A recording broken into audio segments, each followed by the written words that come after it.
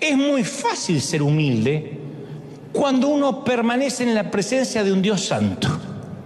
Muéstrame un tipo orgulloso, te voy a mostrar un tipo inseguro y alguien que no ora realmente. Porque arrodillarse y decir, Señor Jesús, acá estoy en tu presencia, dame, Señor, las multitudes y permite ir a las naciones y que la chiripiorca me agarre, eso no es orar. Orar es dejarse examinar por Él. Lo que más debe aterrarte es que vivas una vida playita, superficial, que diga, a mí me va bien, yo grandes problemas no tengo. Entonces déjame que te diga, dudo que tengas un propósito. Porque Dios no va a procesar a alguien porque sí. Cuando Dios te procesa, te quiere enseñar a administrar sus graneros. Cuando pasas tiempos de escasez, Dios te observa si te sigues alegrando. Si la alegría del hogar no se va, porque resulta que la alegría y la felicidad estaban reguladas por tu presupuesto. Cuando haces que tus hijos estén felices y agradecidos por el poco pan que hay, entonces Dios te observa que has sido fiel por lo poco y dice, este puede administrar graneros. Este está capacitado para una red repleta de peces. Pero Dios te observa. Observa la fidelidad.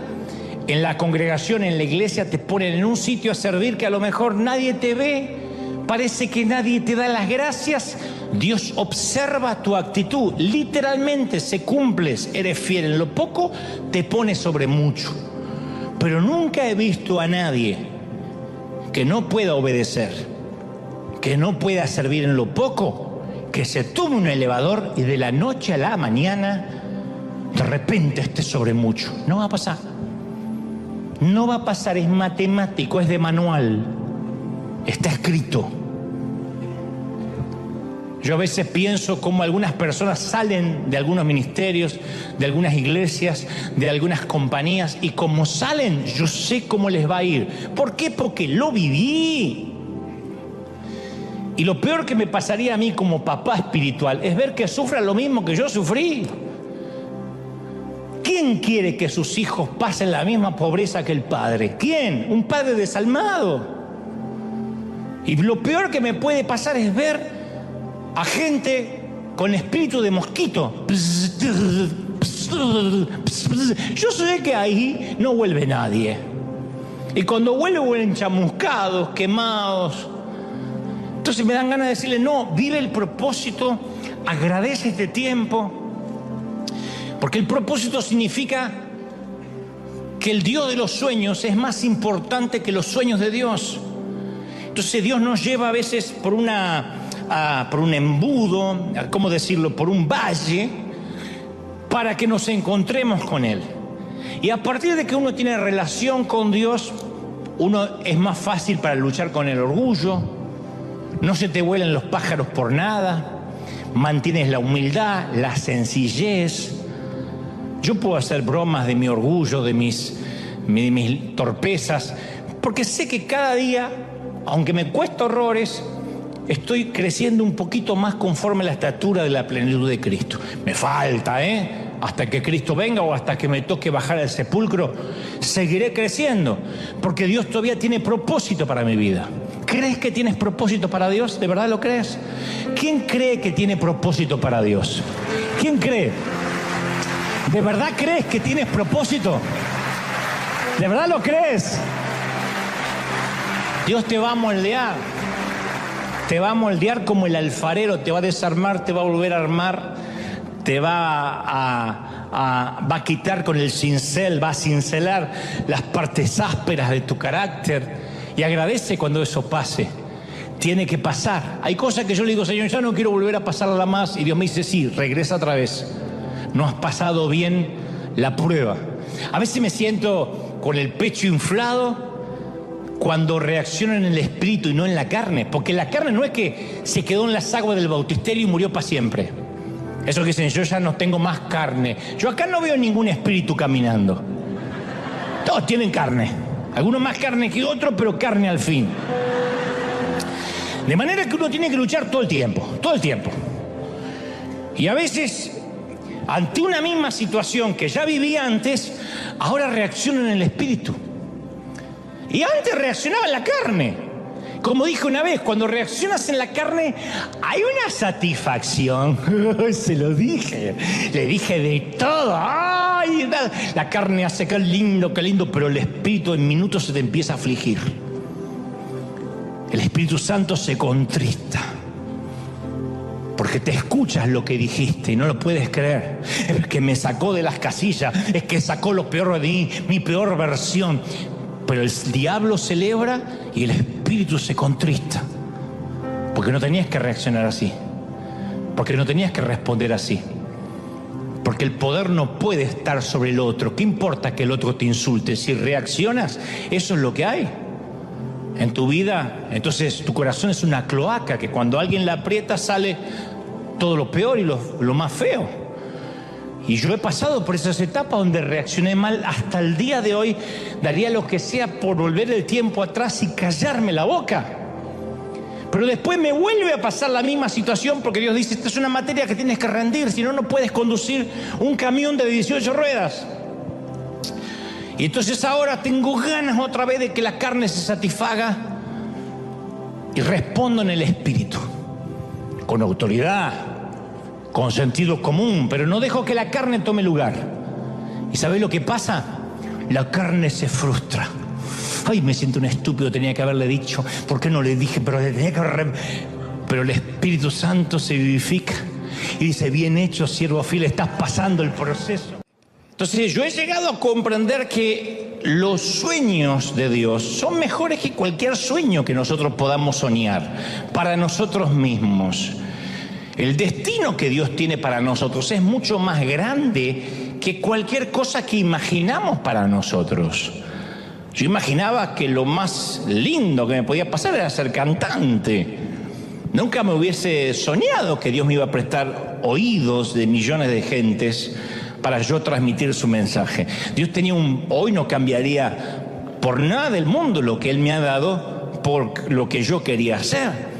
Por eso es vital que uno se dé cuenta a tiempo que heredar una túnica de colores no significa que estamos listos, porque la estupidez también se viste de trajes caros. José, estoy hablando del José bíblico, se vistió de Prada. Su padre le regala un traje de diseño. Algunos ya conocen la historia. Que le regale a un hijo un traje de diseño quería decir que era el escogido, el hijo consentido, el hijo de la vejez. José nunca tuvo que preguntarse si su papá lo amaba, porque José era el hijo del cual su padre presumía. José, me imagino que podía quedarse acostado hasta tarde, jugar más tiempo, trabajar menos, salirse con la suya. Jacob, su padre, transpiraba favoritismo para con José. Y José recibió un traje de marca, dice la palabra, que le dio una túnica de colores. Los hermanos se vestían, iban los martes arroz al descuento de jubilado, lo que podían encontrar. Porque uno no puede vestir a 12 muchachos en pleno crecimiento con un salario de nómada sin salirse del presupuesto. Pero si se trataba de José, Jacob se gastaba un dineral. Papá, quiero Prada, le compró Prada. En esos días la vestimenta era una expresión del estatus. Y José tiene un traje que lo hace especial y cree también que es un llamado, que es un hombre especial. Pero todavía no sabe José que a un llamado no lo determina la ropa, el favoritismo, el favor, la gracia, sino el carácter. Porque uno se emociona a veces fácil con los regalos de Dios y no tiene idea la fortaleza que se necesita para llevar a cabo ese regalo de Dios, para mantenerlo, sostenerlo. Sin el carácter de Dios no se llega lejos.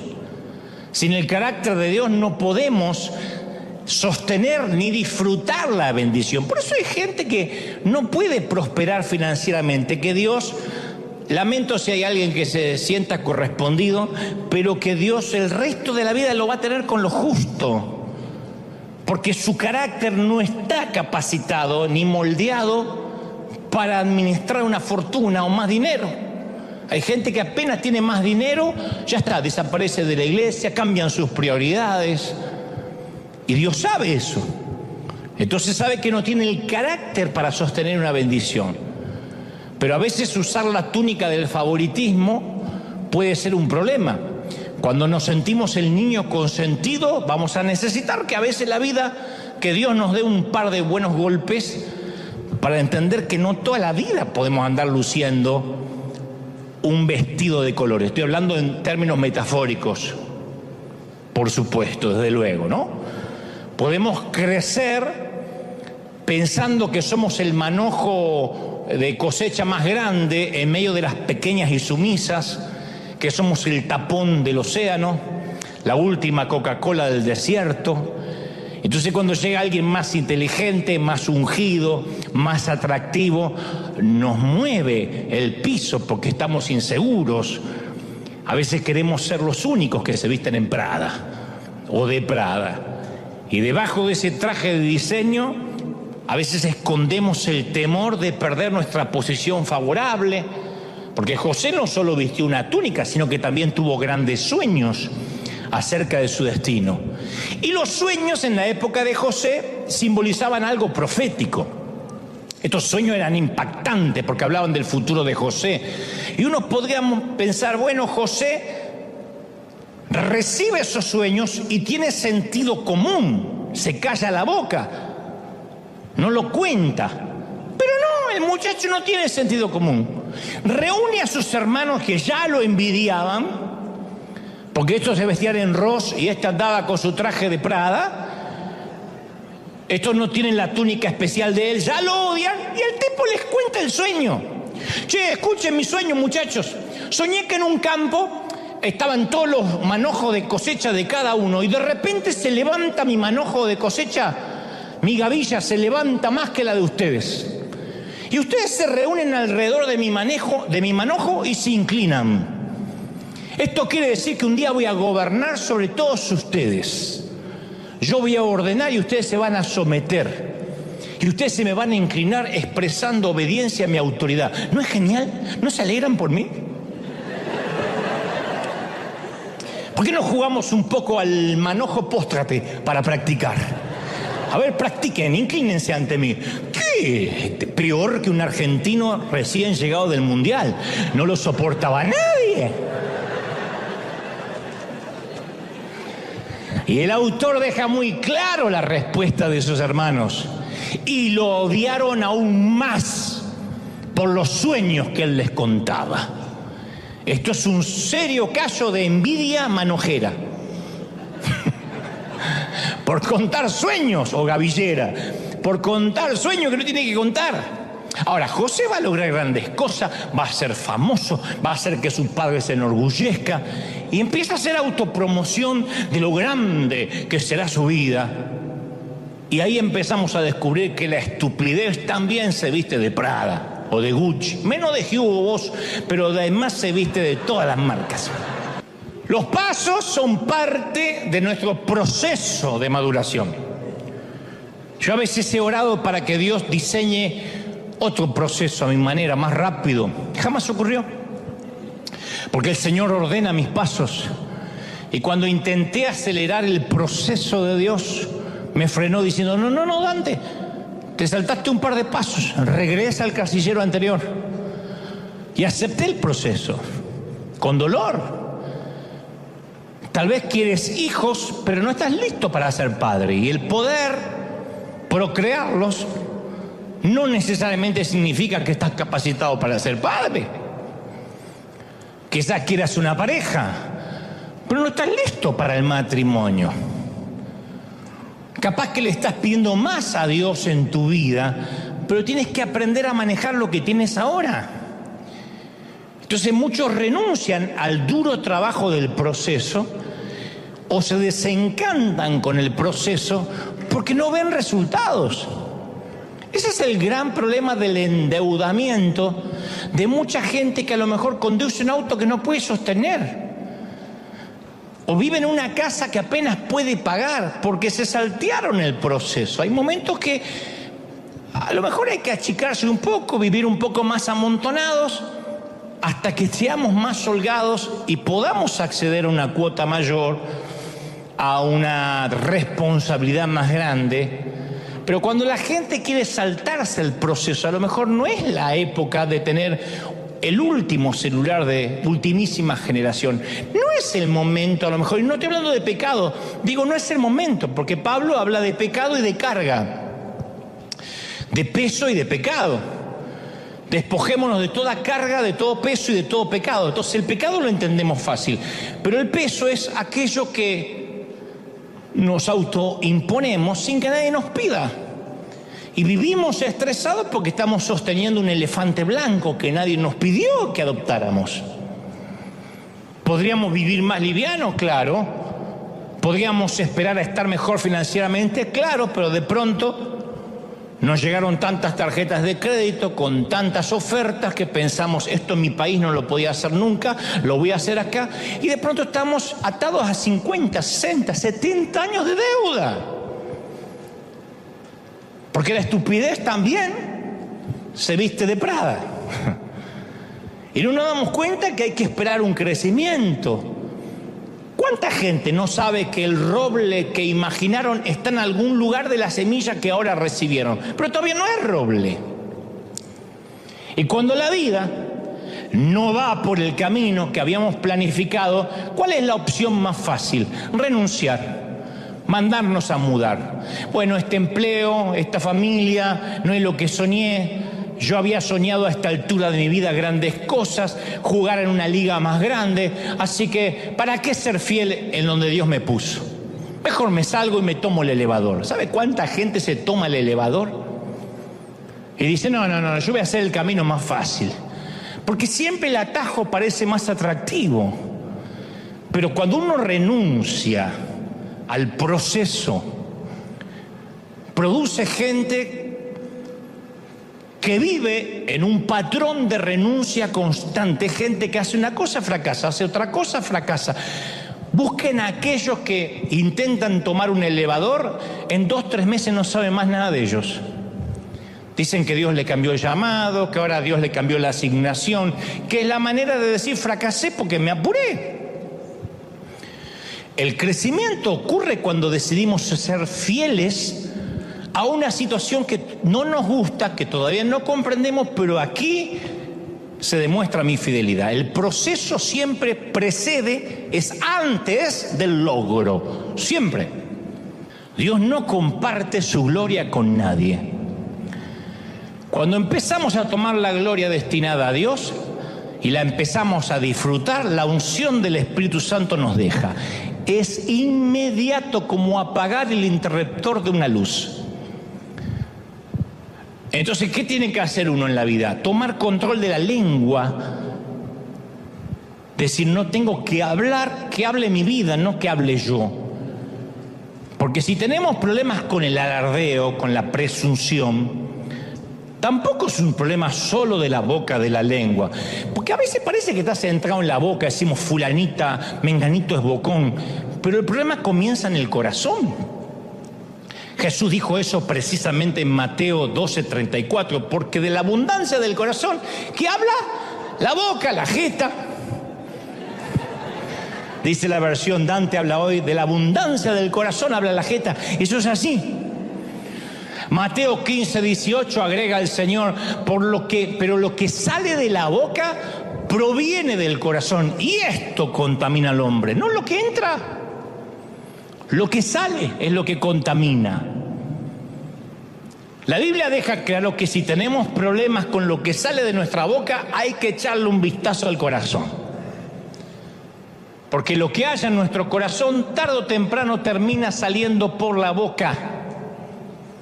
El orgullo siempre tiene que dar su opinión. Nadie se la pide, pero el orgullo tiene que dar su opinión. El orgullo tiene que decirle a todo quién es él, qué ha hecho, lo que va a hacer. El orgullo nunca puede cerrar la boca, nunca. Y si el orgullo está en nuestro corazón, siempre va a encontrar la manera de salir, siempre. Las veces que yo me metí en problemas siendo más muchacho, es porque hablé, porque metí la pata, porque uno habla. Es muy fácil ser humilde, cuando uno permanece en la presencia de un Dios santo. Muéstrame un tipo orgulloso, te voy a mostrar un tipo inseguro y alguien que no ora realmente. Porque arrodillarse y decir, Señor Jesús, acá estoy en tu presencia, dame, Señor, las multitudes y permite ir a las naciones y que la chiripiorca me agarre, eso no es orar. Orar es dejarse examinar por Él. Lo demás es ir a plantearle sueños al genio de la lámpara. Si uno entra al lugar de oración, es muy difícil, si se deja examinar, salir de esa reunión sintiendo orgullo. Mi manera para vencer el orgullo de ese muchacho que te hablé, a este hombre que creo que hoy soy, no es que ahora soy más santo, es que aprendí a estar más tiempo con Dios. Moisés quería hablar cara a cara con Dios, pero no estaba buscando cumplir su sueño. Él buscaba una relación con Dios, amaba ver su rostro. Moisés comprendió que era más importante el rostro de Dios que el sueño de Dios para su vida. Ya tenía un sueño Moisés. Era el liberador de Egipto. Sin embargo decía, muéstrame tu rostro. Por eso, si uno no está seguro de su llamado, yo te animo a que busques no el sueño, sino al dador del sueño. Que digas, yo quiero encontrarme con Dios. Cuando uno realmente tiene un encuentro con Dios, se le acaban las boberías, se le acaban las tonterías, porque no me mencionan, porque no me dijeron, pero que yo no figuré, pero debieron haberme dado las gracias al menos, no noté que me aplaudieron. Todo eso desaparece cuando uno está allí chiquitito ante la presencia de Dios. Dios nunca va a hacer algo que vaya contra el sentido común, que nos haga transitar por los rieles de la estupidez. Eso no es fe. Eso no es creerle a Dios y bajarse de la barca. Eso en ocasiones es simplemente no reconocer que a lo mejor este hombre quería dejar la fábrica y no quería trabajar más. A lo mejor quería amanecer todos los lunes a las 11 de la mañana sin que nadie lo molestara.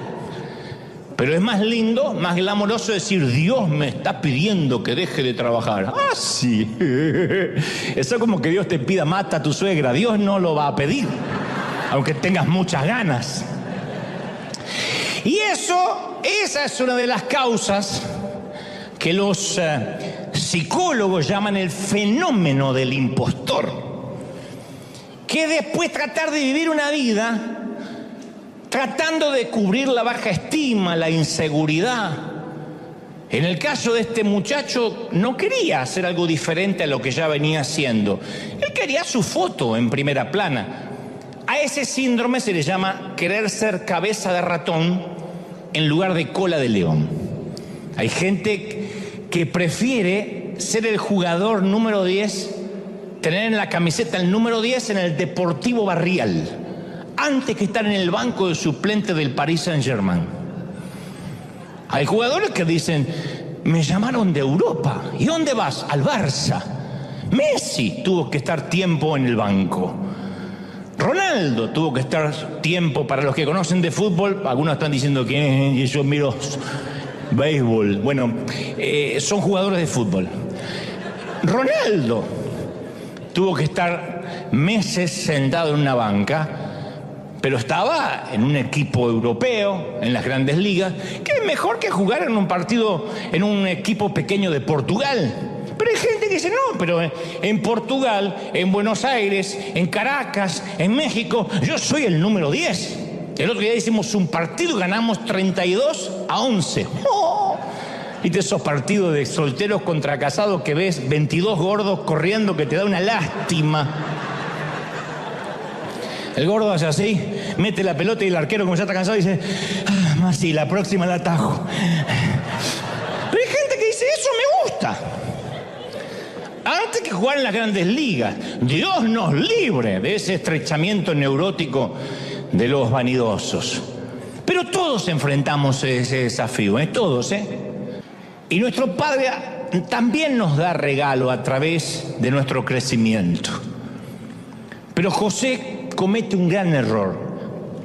Encuentra su identidad en el regalo que lo identificaba como el hijo favorito, en lugar de la relación con su padre que debió haber tenido, que lo hacía ser el hijo favorito.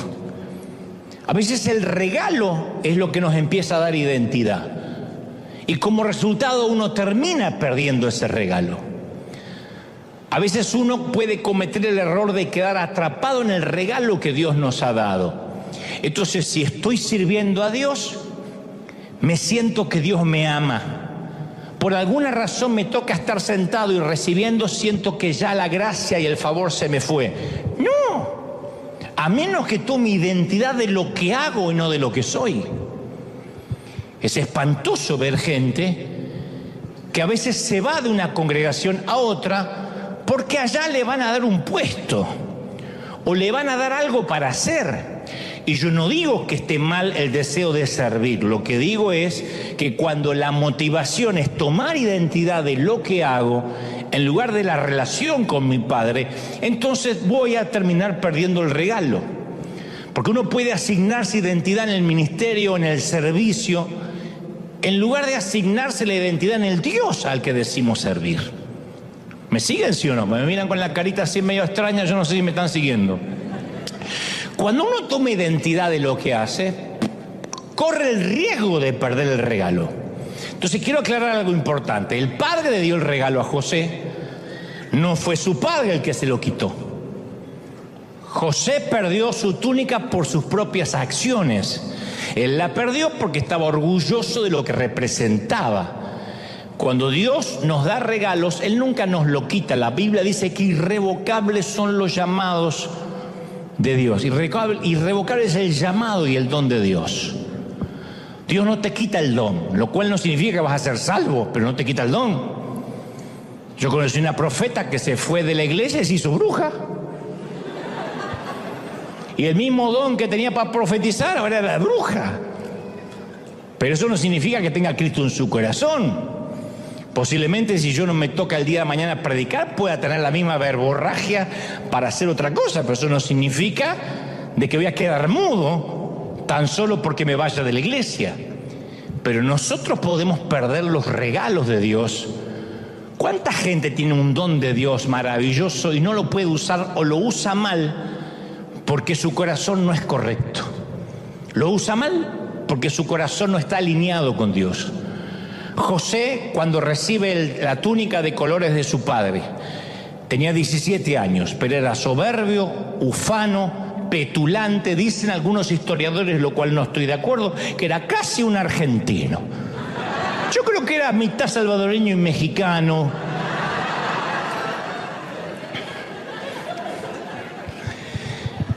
La Biblia dice que... ¿Cómo sé esto? Porque la Biblia dice que José apacentaba el rebaño con sus hermanos y traía un mal reporte de los hermanos. Yo no digo que los hermanos necesariamente eran unas carmelitas descalzas, por ahí eran malos tipos.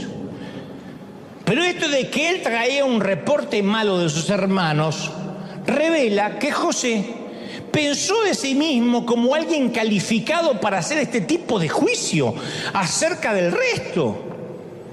Cada vez que uno hace un juicio del comportamiento de los demás, eso revela una actitud orgullosa de nuestra parte. Dios dice, tienes que cambiar. Sí, pero aquel, fíjate, está peor que yo. Ahora, ¿por qué Dios le daría un sueño tan grande a un muchacho de 17 años? ¿Qué la edad que se presume tenía José? ¿Por qué no esperar a que él fuera mayor, un poco más sabio, un poco más humilde? La respuesta es sencilla. Desde la túnica al trono siempre hay peldaños, escalones. Pero una de las razones por el cual el orgullo sigue apareciendo es que intentamos tratar con el fruto en lugar de ir a la raíz. Entonces cuando uno ve el orgullo en su vida, trata de sacar las tijeras de podar y decirme, tengo que cuidar un poco con lo que digo. Pero si uno no trata con la raíz del orgullo, va a continuar apareciendo y va a retrasar nuestro destino. ¿Cuál es la raíz del orgullo? Se llama inseguridad. La inseguridad es la raíz del orgullo. Si conoces a una persona orgullosa, conoces a una persona extremadamente insegura, que trata de enmascarar su inseguridad con grandes palabras pomposas, que en realidad es inseguridad. Siempre es inseguridad. No es solo esto freudiano, es bíblico. El que te dice Dios me va a usar de una forma explosiva, estoy tan ungido que me autoimpongo las manos y me caigo solo, es porque es inseguro. Está tan ungido que nadie le puede orar. Se ora solo y le agarra la tembladera. ¡Oh! Detrás de un orgulloso siempre hay un niño asustado. Siempre. Porque el orgullo es lo que la gente ve, lo que sale por las bocas. Lo que no vemos es la inseguridad en nuestros corazones. La inseguridad es la causa del problema. Por eso nunca vamos a poder tratar con el orgullo a menos que tratemos con nuestra inseguridad. Porque nuestra propia inseguridad es el combustible que pone a andar el comportamiento petulante. La inseguridad nos hace sentir que tenemos que hacerle saber a todos quiénes somos, lo que hemos logrado. Pero hay un defecto en esa lógica. Porque nuestros logros no es lo que nos hace valiosos. Nuestros sueños no nos definen. Nuestra identidad es que somos hijos del Rey, de Reyes. Eso es quienes somos. Eso somos. ¿Sí o no? Ahí uno cimenta la identidad. Y cuando lo estamos cimentados en la identidad de Cristo, ya el orgullo no tiene poder. No sé si notaste que el presidente, por ejemplo, de los Estados Unidos, no tiene que decirle a la gente que él es el presidente en ningún discurso.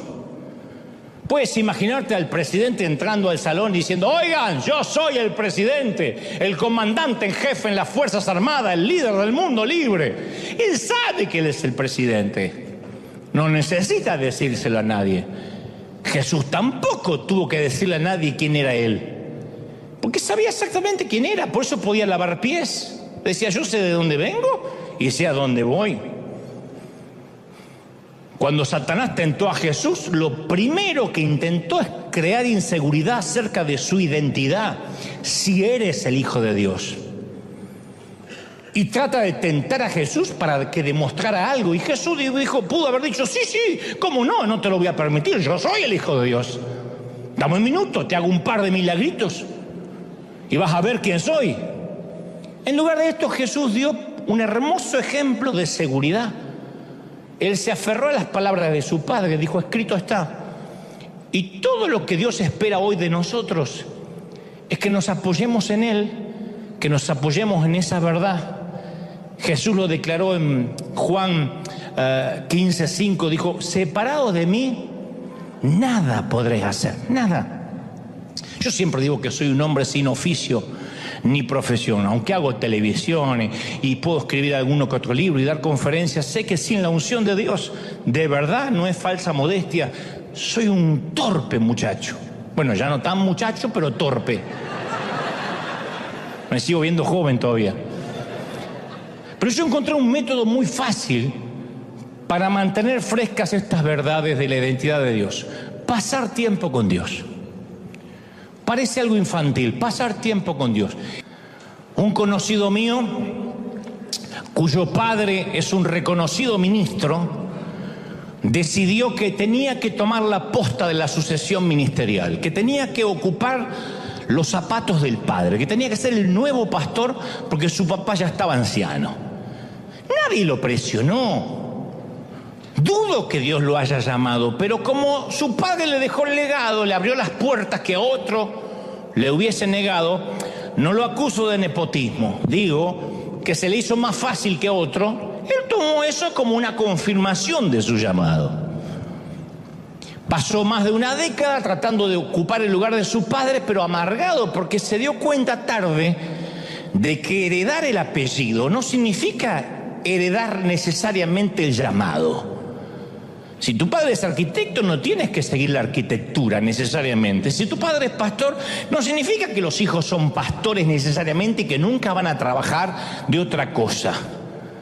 Es fácil decir: mis hijos ocupan el púlpito porque me vieron de pequeño. Sí, pero a lo mejor no tienen llamado. El hijo quiere ser cualquier otra cosa. Se me viene a la mente una mujer muy insegura que cree que si tiene éxito como cantante y como profeta, va a tener la atención y el cariño de la gente. Y se aferra a ese sueño, aunque hay una evidencia abrumadora que no nació para cantar. Es como la novia de Shrek, canta y explotan los pájaros. No.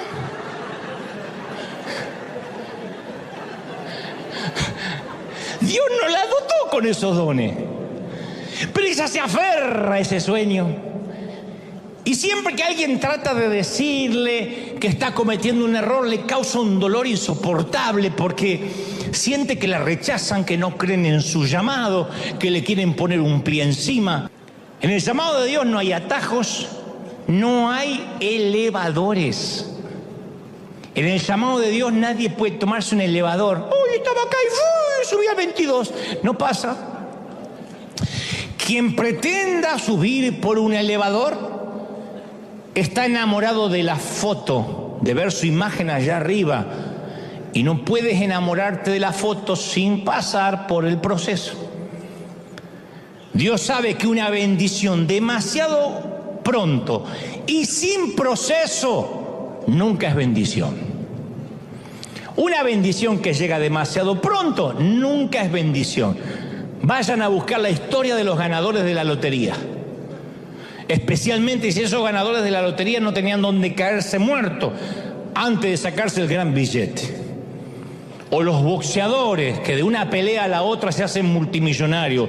O futbolistas que firman un contrato astronómico, soberbio y sideral de la noche a la mañana y terminan con vidas disipadas, con vidas perdidas, porque no tenían el carácter para administrar, para sostener la bendición.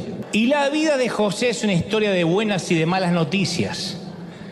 Es el consentido de papi, eso es muy bueno. Sus hermanos lo odian a muerte, eso es muy malo. Su papi le regala una hermosa túnica Prada, eso es muy bueno. Sus hermanos lo hacen trizas a la túnica, la cubren de sangre, simulan su muerte, lo venden como esclavo en un Egipto lejano, eso es muy malo. José se asegura un empleo equivalente a Silicon Valley en el Egipto con Potifar, un jefe rico, un magnate. Le cae muy bien a Potifar, así que se le concede mucho poder, le da un ascenso, trabaja en la oficina principal, termina haciéndose cargo de todo, es un gran empresario, aparece en la portada de Forbes. Además de todo eso, José es un hombre asombrosamente bien parecido a Tom Cruise, pero más alto, más guapo y argentino. Tiene todo. Todo esto es muy bueno. La esposa de Potifar está de acuerdo que es muy guapo, trata de seducirlo, eso es muy malo. José se resiste, eso es muy bueno. La mujer despechada se enfurece, le miente a su esposo, hace que José vaya a dar con sus huesos a la cárcel. Como en Egipto no hay una buena regulación contra el acoso sexual, José está atrapado, muy malo. En la prisión conoce al mayordomo del faraón, interpreta su sueño, predice que el mayordomo lo van a dejar a salir en libertad condicional y se quedan de acuerdo que cuando éste salga en libertad condicional va a conseguir la libertad de José. Pero el mayordomo se olvida de José y él languidece en prisión, muy malo. Y uno se pregunta, ¿cómo termina esta historia? Lo que importa en las historias de buenas y malas noticias es cómo termina la última parte. Si termina con malas noticias, todo lo que haya pasado fue una falsa esperanza. Si la historia termina con buenas noticias, la historia entera queda redimida. No importa lo que haya pasado. Entonces hay una gran diferencia entre la fe y la necedad. A veces sabemos, estamos conscientes que estamos haciendo una estupidez, pero la disfrazamos con Dios me dijo, con Dios me llamó.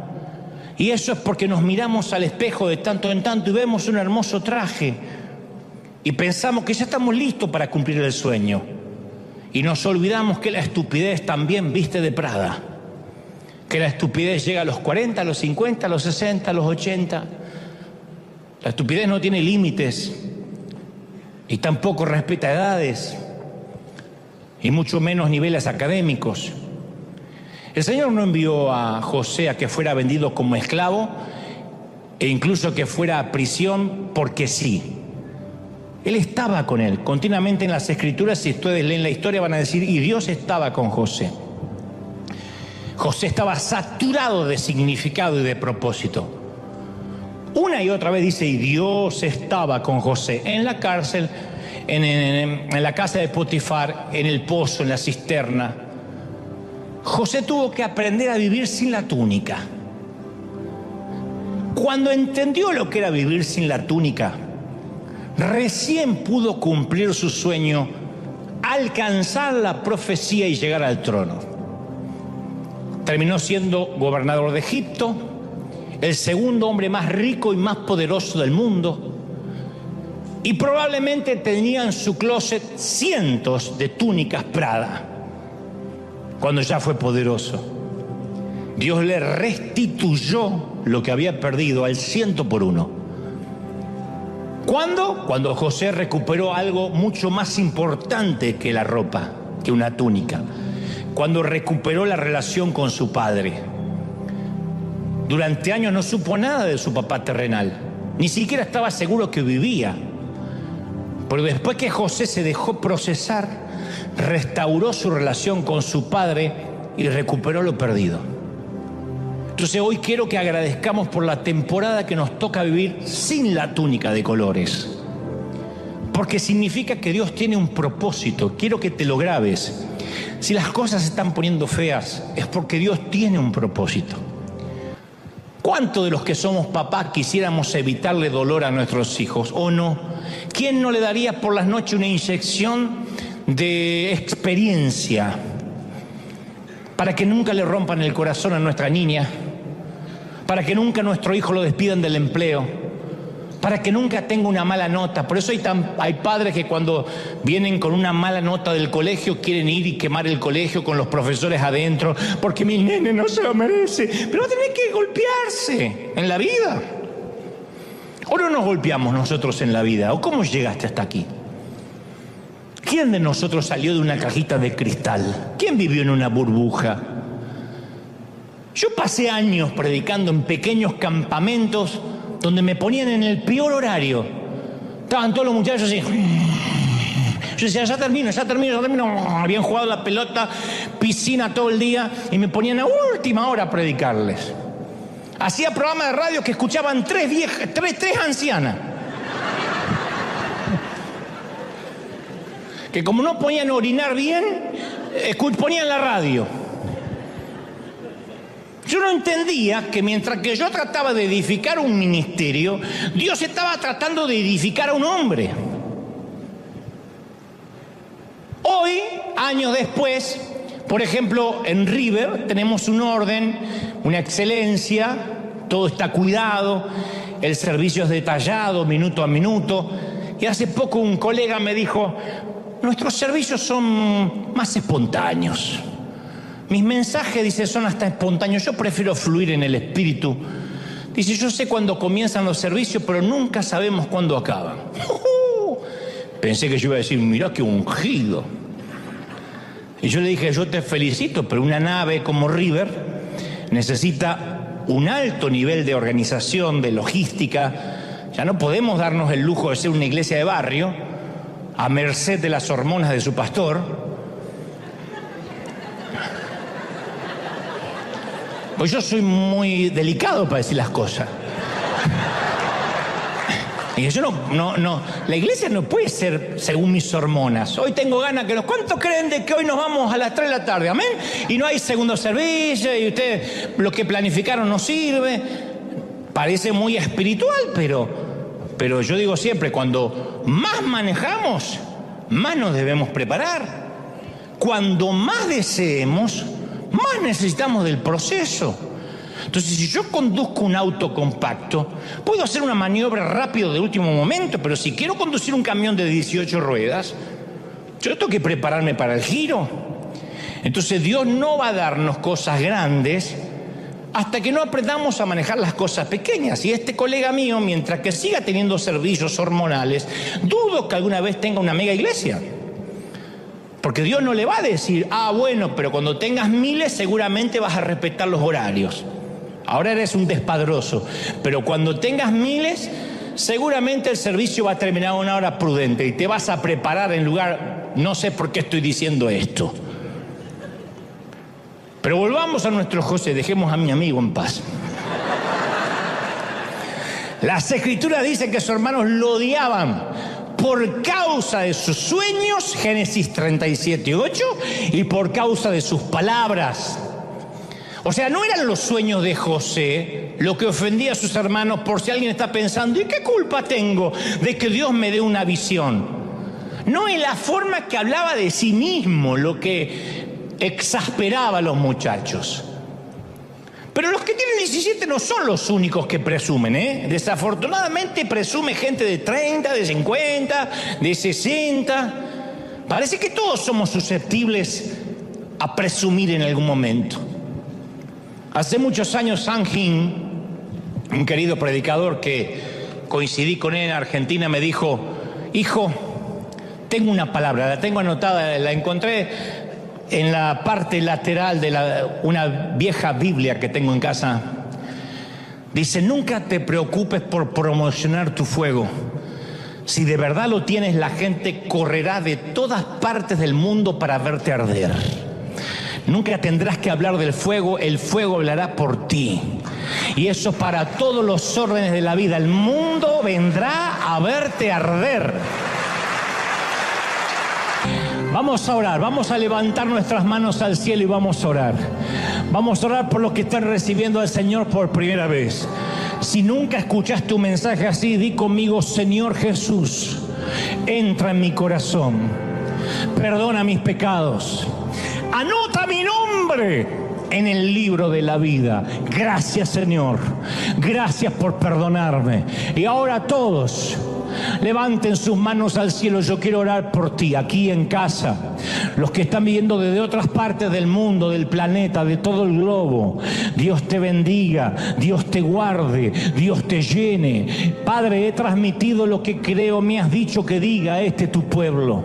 Pero ahora, Señor Jesús, me uno a estas voces, me uno a niños, jóvenes, ancianos y adultos para bendecir el proceso. Vamos, levanta las manos y bendice el proceso. Dile, Señor, gracias por este tiempo sin túnica. Gracias por este tiempo de dolor, de escasez, de enfermedad, de panteones, de hospitales, de cuidados intensivos. Porque sé, hoy me voy con la confirmación de que hay un propósito, de que hay un llamado de Dios. Y ese llamado, dice el Señor, es irrevocable. ¿Sabes? Yo he sentido mientras predicaba recién que el Señor me dice que te diga, yo no te dejo hasta que no termine mi obra en ti. Yo no estoy dado por vencido contigo. Y lo digo porque yo siento que hay gente que ha dicho, Dios se cansó de mí, lo harté, crucé todas las líneas de misericordia. Pero el Señor me dice, yo no me doy por vencido contigo. Yo sigo procesándote porque te he puesto con propósito. Y como a José, yo te voy a poner en sitios donde yo he soñado para ti, donde he determinado que te llevaré, donde mi gloria abrirá caminos, donde los cielos se abrirán delante tuyo, donde toques, pises, camines. Ahí estará mi bendición. Pero he aquí viene el tiempo del proceso, y el proceso está en ti, porque yo trabajo con tu carácter, trabajo con tu temperamento, dice el Espíritu. Padre, gracias por esta tarde, por esta mañana, tarde o noche, en cualquier parte del mundo. Levantamos las manos al cielo y adoramos. Adora conmigo, iglesia amada. Dios ha hablado hoy con su pueblo. Dios ha hablado no solo con River, sino con los que pertenecen a este río de todas y cualquier parte del mundo. Amados consiervos pastores, amados líderes, como los ama el Señor ahí en cualquier parte del mundo. Bendigo a aquellos que están luchando con una congregación pequeña, han soportado divisiones.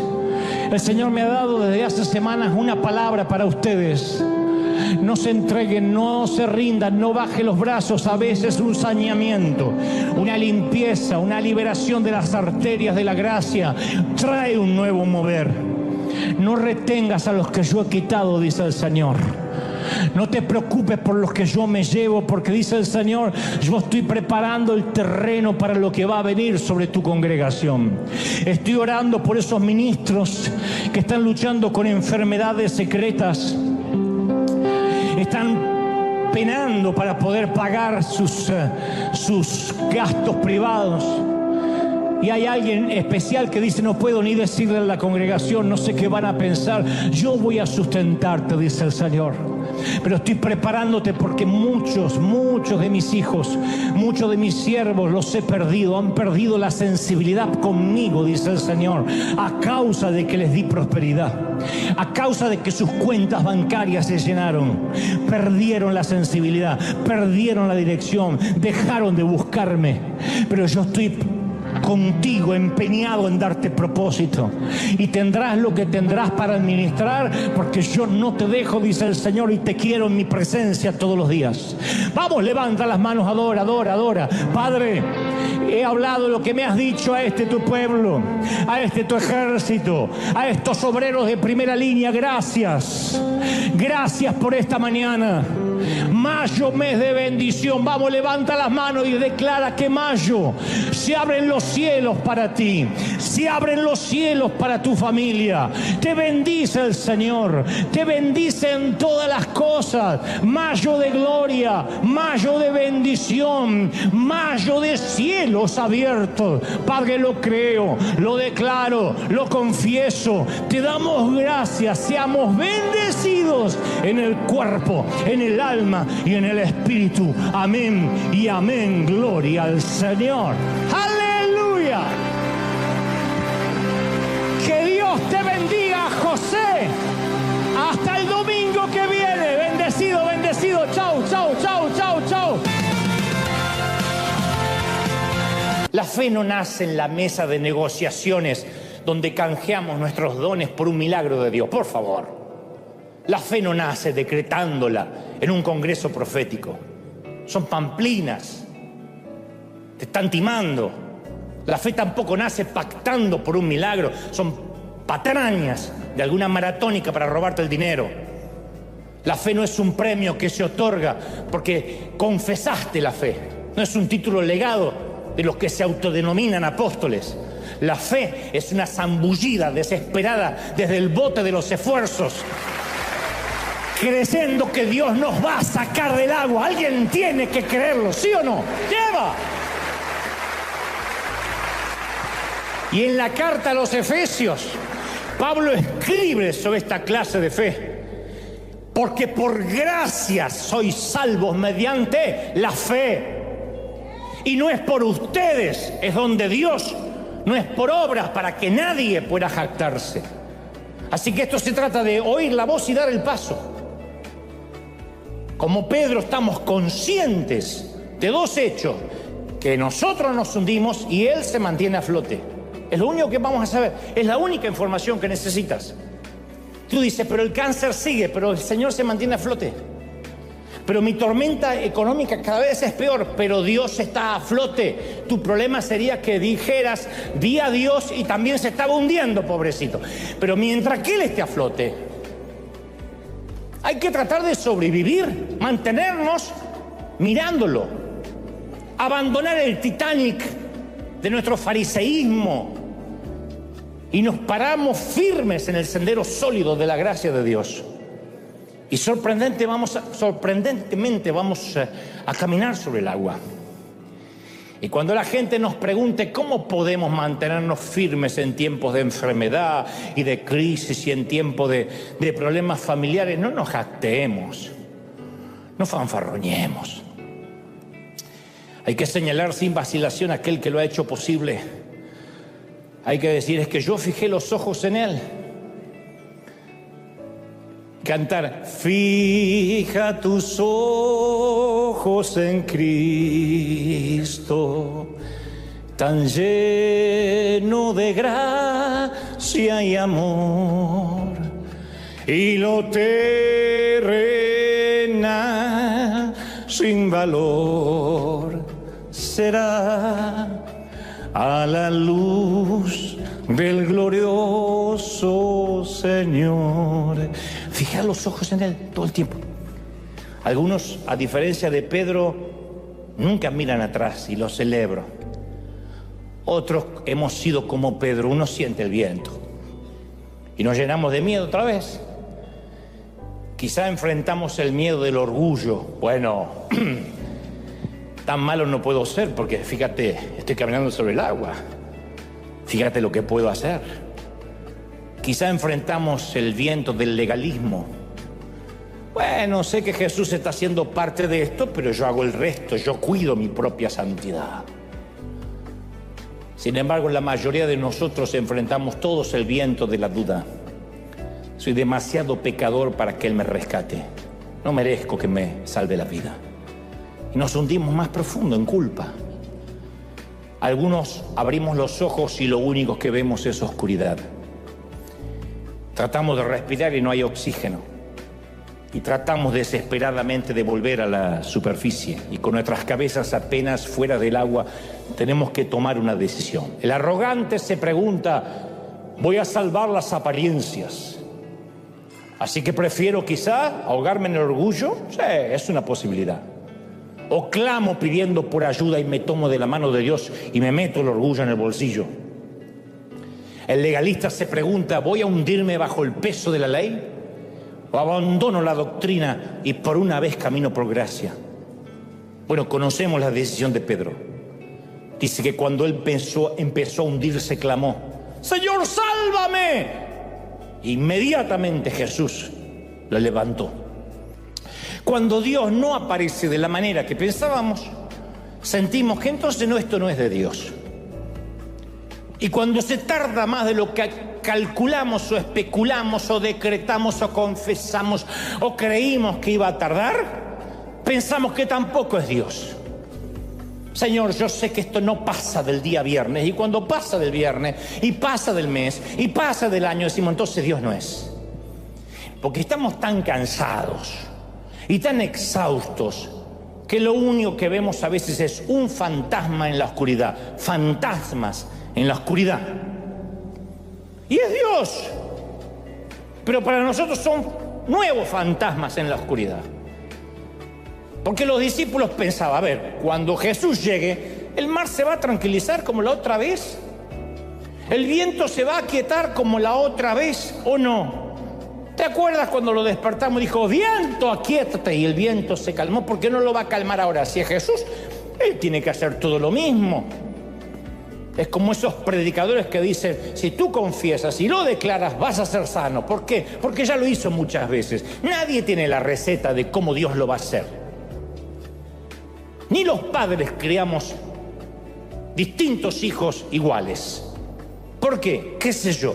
Porque cada uno entiende, comprende de maneras diferentes. Y porque uno no tiene la misma edad que cuando fue padre por primera vez, que cuando fue padre por cuarta, quinta o la vez 18. Mis hermanos siempre le decían a mi papá, Dante hace de todo con ustedes les aguantan cosas que a nosotros ni nos soportaban. Mi papá decía, pero cuando te tuve a vos, Sergio, yo tenía 20 años, ahora tengo 50, ni me acuerdo que tengo hijo.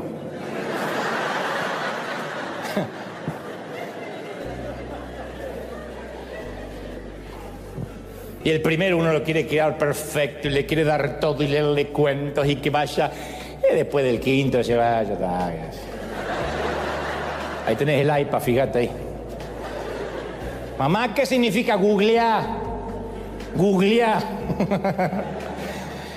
Busca en Google, ¿qué me preguntás? Y bueno, y cuando pensamos, cuando Jesús llegue, el médico va a decir que el cáncer desapareció. Yo confieso que el próximo análisis el médico va a decir, estoy sorprendido, no hay nada. Y el médico viene y dice, no, sigue creciendo, hay metástasis. Y ahí vemos fantasmas, no vemos a Dios. Porque si Dios fuera, ¿por qué no puede sacar el cáncer de golpe? ¿Por qué necesita sacarlo de a poquito o que yo sufra? Si esto es de Dios, el banco me va a llamar y va a decir: Señor, perdona su deuda. No sé quién apretó un botón de LED y justo su deuda. Y el banco dice: no, vamos a ejecutar.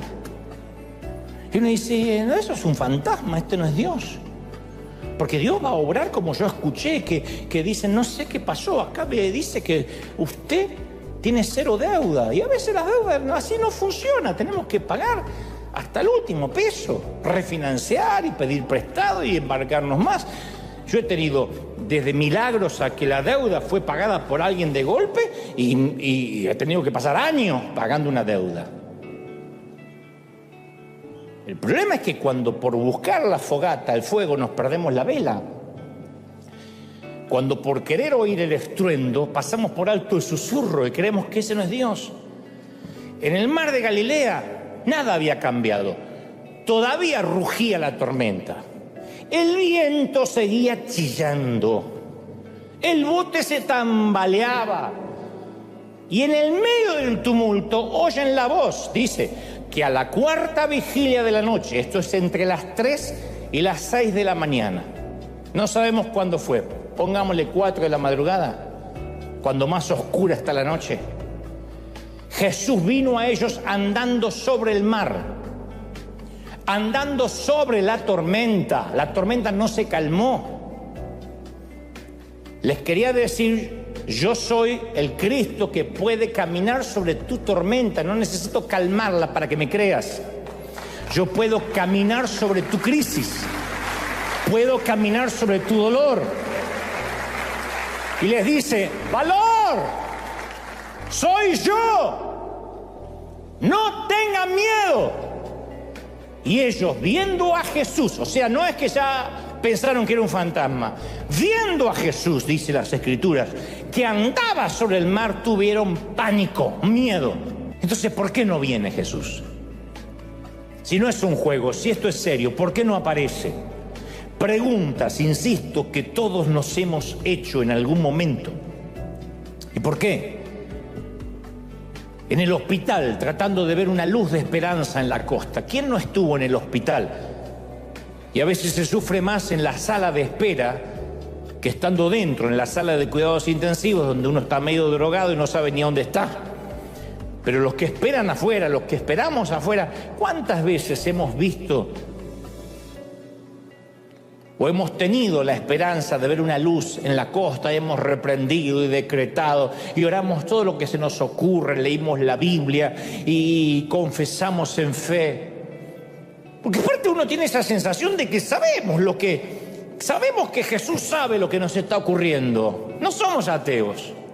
Decimos: yo sé que Dios sabe lo que me está pasando, que está consciente de la tormenta que me aflige. ¿Y por qué no aparece? ¿Por qué no lo vemos en ninguna parte? ¿Por qué hay que esperar tanto? ¿Por qué hay que esperar que perdamos la casa?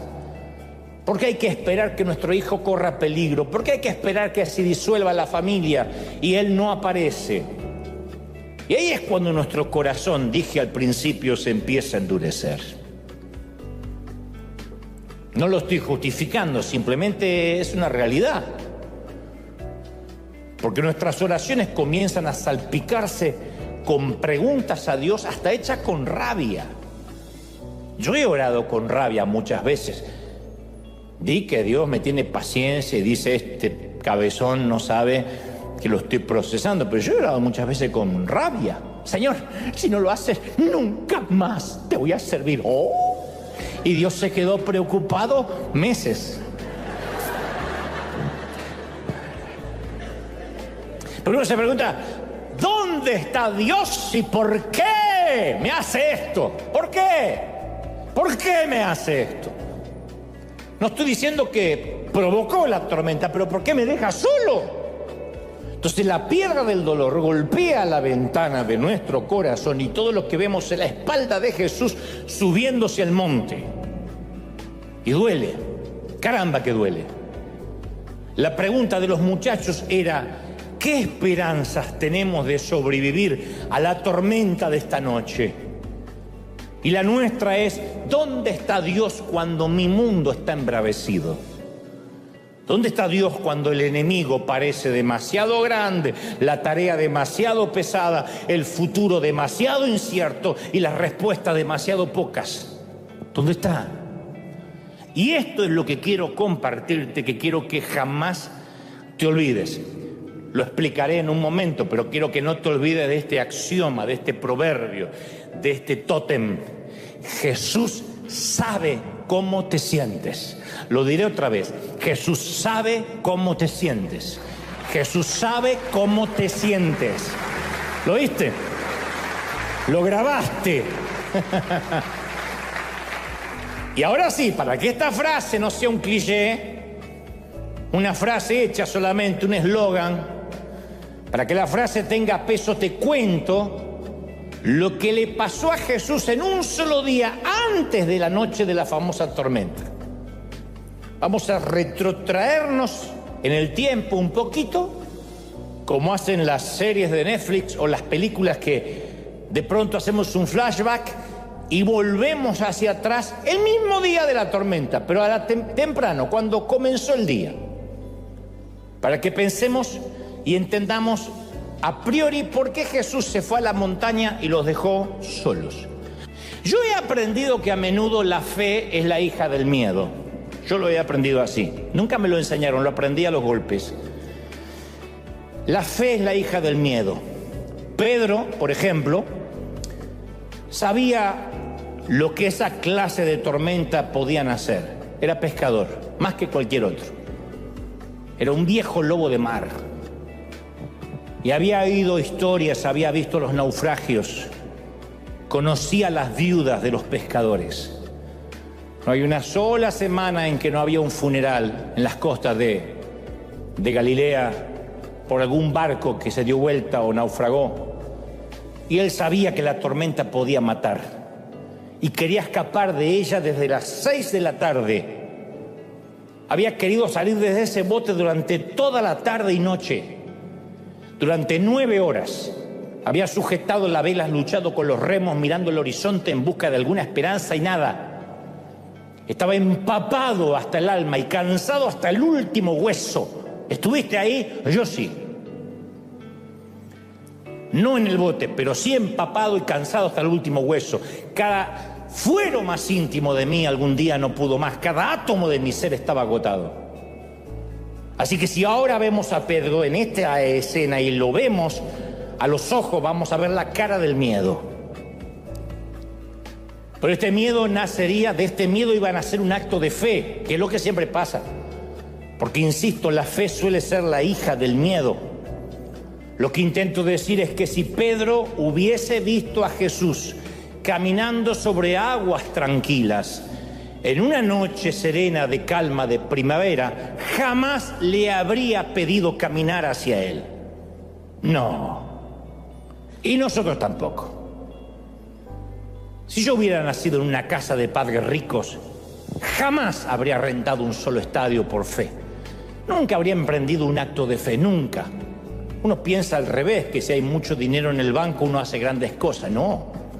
Uno se queda en la zona segura y no hace nada.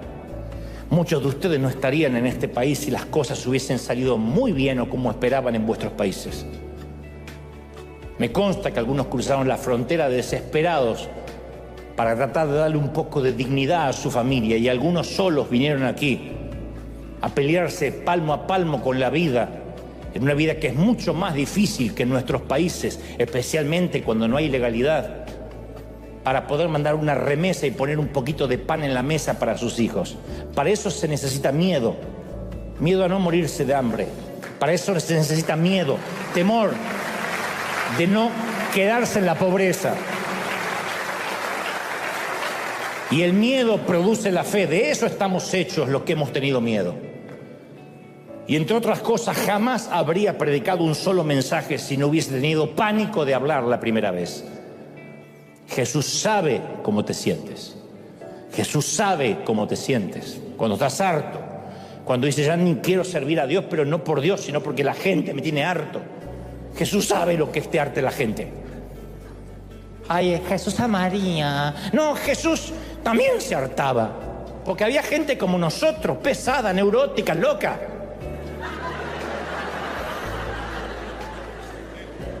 Me pasa a mí y no soy Jesús. Ay, pastor, date. Ay, qué argentino. Y ya me condenan. Pero por ahí tengo ganas de ir al baño. Es que yo vine de lejos. Te dice así. Es que yo vengo de Texas. Y bueno, y te felicito, mi hija. Ahora bien, todos sabemos que Jesús sabe lo que significa soportar grandes tragedias. Podemos hablar de que Él soportó la cruz, el huerto de Getsemaní. Mucha gente entiende eso. Pero por alguna razón nos cuesta creer que Jesús también sabe lo que es lidiar con el estrés, con el surmenage, con los días difíciles. Él también sabe. Quizás esa sea la razón por lo que este día, el día completo y la tormenta, está registrado en los 4 evangelios, en todos.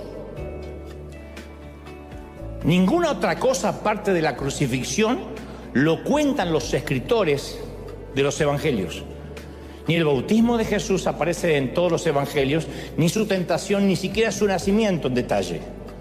Pero los 4 escriben sobre este día. Es como si Mateo, Marcos, Lucas y Juan supieran que algún día nos vamos a preguntar si Él nos entiende. Y ellos proclaman en grandes letras: Jesús sabe cómo te sientes. Jesús sabe lo que es el estrés diario. No es que Jesús está en el nivel guerras, en el nivel conflictos de Medio Oriente, y lidiar con hijos y con nietos y con un esposo que no se baña no es algo que Él haya dejado de contemplar. Yo recuerdo que cuando yo era chiquito, muy chiquitito, yo veía a mi papá como un gigante. Mi papá nunca fue un tipo alto, pero como yo era chiquito, para mí era un gigante que podía alcanzar sin esfuerzo todos los frascos de mermelada y de dulce y todas las galletas que estaban en lo alto de la alacena. Él no tenía que buscar un banquito ni poner su vida en riesgo como hacía yo para alcanzar las galletas. Y yo solía pensar, qué fácil debe ser la vida allá arriba. Él no sabe lo que es vivir acá abajo. Esa es una frase que jamás podremos decirle nunca a Dios, nunca. El escritor de los Hebreos 4:15 dice: porque no tenemos un sumo sacerdote que no puede compadecerse de nuestras debilidades, sino que Él fue probado y tentado en todo, según nuestra semejanza, pero sin pecado. Él pasó por todo, por todo, por todo. O sea, nos quitó el derecho a decir: jaja, qué fácil debe ser Dios la vida allá arriba, ¿verdad? Porque tú no sabes lo que es vivir acá abajo. Sí, Él sabe lo que es vivir acá abajo. Él sabe lo que se siente estar acá abajo. Lo sabe, no se ha olvidado. Intercede por nosotros.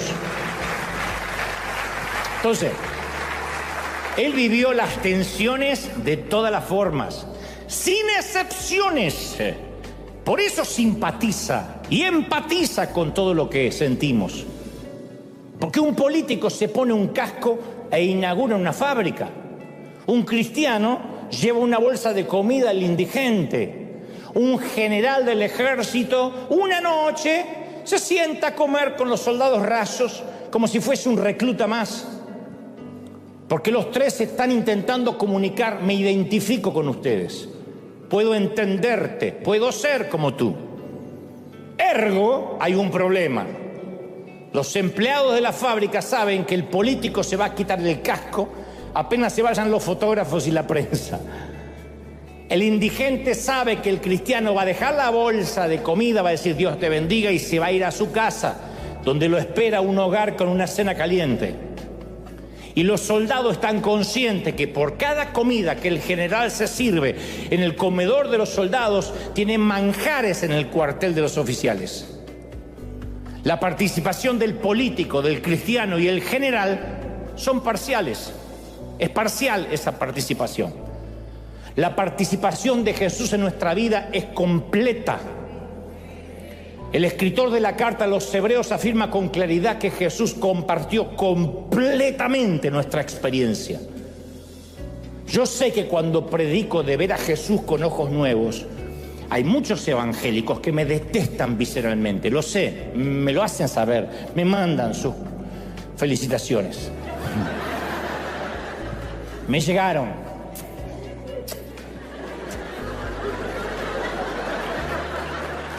Me llegaron. Yo creo que me han mandado tantas veces al infierno que si aún me fuera, Satanás dice, no, ya te mandaron mucho. Porque es más atractivo limpiar las manchitas del altar. Nos sentimos más seguros con un Jesús que se parezca más a un héroe de DC Comics. Jesús, cuando caminaba por esta tierra, termina de predicar, despide a la multitud para subirse a un monte a descansar, tener un momento de meditación, no sin antes enviar a sus muchachos, a sus discípulos, a navegar. Vayan a navegar, yo después los alcanzo. Mateo, el evangelista, es muy específico en el orden de los acontecimientos. Hace un orden arbitrario, intencional, porque tiene mucho que ver con lo que se va a desarrollar. Dice que Jesús envía a los discípulos al bote, acto seguido despide a la multitud, había un gentío, y él, en tercera instancia, se sube al monte a orar. Era ya tarde cuando esto ocurre, presumiblemente y probablemente serían las 6 p.m., las 6 de la tarde, cuando empezó a rugir un viento furioso. Jesús está yendo a la montaña, los muchachos están bogando mar adentro y empieza a rugir un viento, eso que nuestras madres decían, me parece que esto trae lluvia. Notemos que Jesús mandó a los discípulos que enfrentaran la tormenta solos, que no es un tema menor, y esto es lo que tenemos que tener en cuenta. Jesús envió a sus discípulos a enfrentar la tormenta solos. Jesús no ignoraba la tormenta. Mientras subía a la montaña, él también sentía el viento, veía las nubes que se avecinaban, de manera que sospechaba, sabía con certeza que iba a haber una tormenta. Y los discípulos tendrían, insisto, que enfrentar la tormenta solos. El Señor sabía que la tormenta más grande de aquella noche no tendría lugar ni en el cielo ni en el mar, sino en el corazón de sus discípulos. Tenían que pasar por esa tormenta. El miedo mayor de sus muchachos no iban a ser las olas provocadas por la tormenta, sino ver las espaldas de su líder mientras los dejaba que enfrentara la noche solos, que enfrentaran la tormenta solos, repleto de dudas, como algunos de nosotros estamos ahora o hemos estado en alguna ocasión. Cuando vemos que el Señor parece que se aleja y nosotros nos quedamos solos con la tragedia. Y decimos, ¿pero qué hice de malo para merecer esto? ¿Por qué tengo que atravesar estas situaciones? ¿Y por qué el Señor se aleja? Porque es lo que sentimos, esa sensación de orfandad espiritual. Hay tormentas de nieve, hay tormentas de granizo, hay tormentas de lluvia, pero también están las tormentas de dudas, de esas que trae consigo una ráfaga de preguntas, un ventarrón de miedo. Siempre parece que hay más hambre en el mundo que comida, más necesidades que recursos, que dinero, más preguntas que respuestas. Parece que nunca se acaba. Desde hace 15 años yo me paro, casi 16 años me paro aquí cada domingo y trato de convencer a la gente de un Dios invisible que aún escucha y que ama. Y siempre digo, ¿cómo te ama, princesa, el Señor? ¿Cómo te ama, príncipe? Llevo a la fecha de hoy 901 mensajes haciendo esto aquí, sin contar las veces que hicimos cadena de 7 días o cuando he predicado por el mundo. Contando exclusivamente los domingos, hoy es el mensaje 901 que llevo haciendo esto. Y aún así se me suman miles de predicadores que están en este momento tratando de infundir fe a mucha gente que está llena de dudas. Y lo hago sabiendo de que hay gente que dice, yo intento creer lo que me dices de parte de Dios, pero las tragedias siguen. El mundo, mi mundo está colapsado. No estoy hablando de que necesariamente estemos preocupados por la guerra de Ucrania, por el conflicto de Medio Oriente. sino que literalmente tenemos un caos en nuestro mundo y decimos, yo siento como que el Señor me dio la espalda, no importa los años de cristiano que tengamos. También me consta que hay algunos pocos dotados con una fe sobrenatural, y si tienes este don, puedes levantarte e irte ahora mismo y volver el próximo domingo, porque este mensaje no es para ti. Hay gente que dice, no, yo justamente vine con la chiripiorca ungida. Bueno, hay gente así. Si es así, este mensaje no es para ti. Pero como te dije al inicio, este mensaje es para aquellos otros cuya mente parece que nunca descansa y que nos hacemos preguntas complejas y a veces como para tirar la toalla, literalmente. No es que seamos maníacos depresivos, es que la vida nos golpea, no nos da tregua, a veces nos deja en la lona y la mente no descansa, como dije. Fue el miedo a no tener nada que perder lo que me trajo a mí hasta aquí y la mayoría a ustedes. Un lago tranquilo siempre nos invita a quedarnos en la barca, y si no, pregúntenle a varios de vuestros hijos, que algunos tienen edad, no quieren arriesgarse, no quieren hacer nada, porque papi y mami me mantienen, porque al cabo me deprimo si no me consigo el nuevo celular. La generación de cristal tiene que ver con gente que nunca ha tenido miedo de perderlo todo, pero pone un hombre ante la disyuntiva de una muerte segura y una muerte probable y se decidirá por la segunda opción. Pedro sabía que quedarse en el barco era muerte segura, bajarse era muerte probable. Ningún acto de fe nace en un mar tranquilo. Muéstrame a un hombre, a una mujer que hace un acto de fe y te mostraré a alguien que no estuvo en la marea baja. Moisés no alzó la vara a la orilla del Mar Rojo porque ya se estaba abriendo o lo esperaba una lancha. Naamán no se sumergió 7 veces en un río pantanoso porque una recomendación médica. Y Pedro no fue liberado de la prisión porque en un cuartito de Jerusalén había un grupo de abogados, un bufete de abogados queriendo apelar al César. Fueron creyentes desesperados que estaban contra la pared. Fue una iglesia sin opciones. Al comienzo de todo acto de fe siempre hay una semilla de miedo. Si no tienes miedo, lo más probable es que no esté Dios ahí. Si no tienes miedo, no habrá fe. Te mueres de pánico por algunas cosas, yo también. No hay un momento que uno se hace tan profesional que el miedo se le va. Me da terror estar aquí cada domingo. No tengo nervios de escénicos, pero tengo nervios de no decir lo que Dios me está diciendo que diga o no estar a la altura o de algún modo fallarle a Dios. No hay un solo momento en que yo no tenga miedo. Y a veces el miedo a la muerte, el miedo al fracaso, el miedo a la soledad producen escenas de fe. La fe comienza cuando vemos que nuestro bote se hunde y Dios está allí parado sobre nuestra tormenta. Pedro habría intentado sobrevivir toda la noche y no fue suficiente. Moisés tenía al frente al mar y atrás a los enemigos. Los israelitas podían nadar o pelear. Ninguna de las dos opciones era suficiente.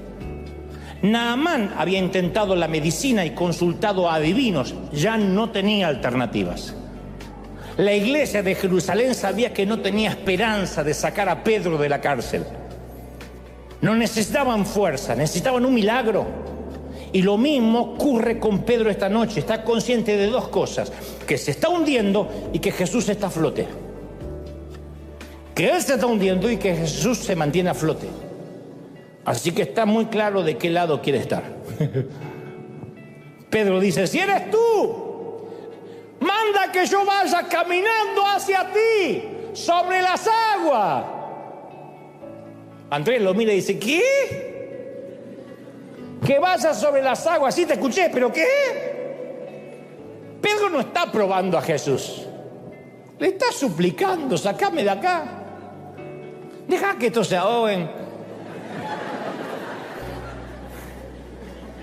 Dar un paso sobre el mar embravecido no es cuestión de lógica, es un acto de desesperación. Así que Pedro saca una pierna y luego saca la otra y da algunos pasitos así como si hubiera un arrecife invisible debajo de sus pies. y al final del cordón de rocas está el rostro luminoso de un amigo que significa vida, mucho miedo y un acto desesperado de fe.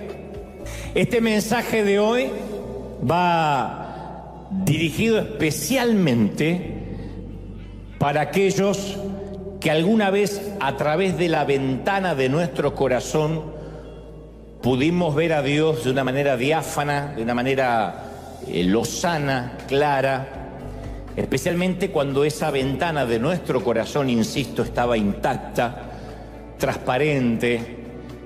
Hubo un momento en nuestra vida, una temporada en que podíamos ver a Dios de una manera muy vívida.